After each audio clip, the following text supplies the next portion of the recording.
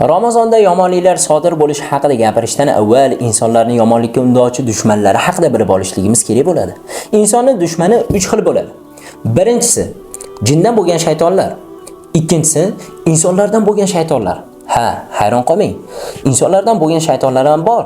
Alloh taolo Qur'onda bu haqida xabar bergan. Allazi yuwaswisu fi sudurin nas minal jinnati wan nas.